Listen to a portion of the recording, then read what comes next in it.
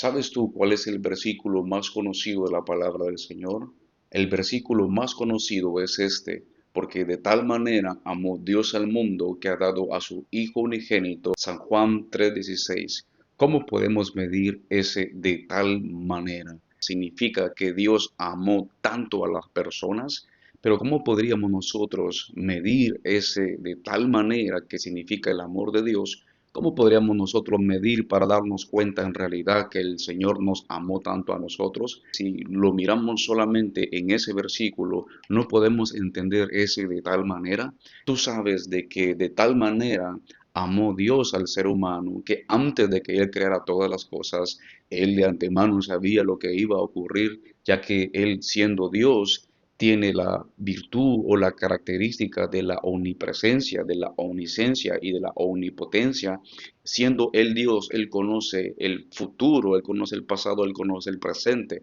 ya que ese Dios no se rige según las leyes de la naturaleza, sino que está afuera de las leyes de la naturaleza. Este Dios sabía de antemano lo que le iba a acontecer al ser humano y sin embargo Dios decide seguir el curso o el plan que Él tenía para con la humanidad. Cuando miramos ese de tal manera, lo que la palabra nos quiere decir es de que Dios sabiendo de que el ser humano le iba a fallar de esa manera y él sabiendo que tendría que enviar a su hijo a morir por el mundo, a morir por los seres humanos, aún así él decide seguir el curso de su plan, que era el crear al ser humano a su imagen y semejanza, y ese de tal manera lo podemos comprender que a pesar de que el ser humano le iba a dar la espalda a Dios, aún así Dios decide crear al hombre a su imagen y semejanza. En otras palabras, Él sigue con su mismo plan de crear a la humanidad, aunque Él sabía que en un futuro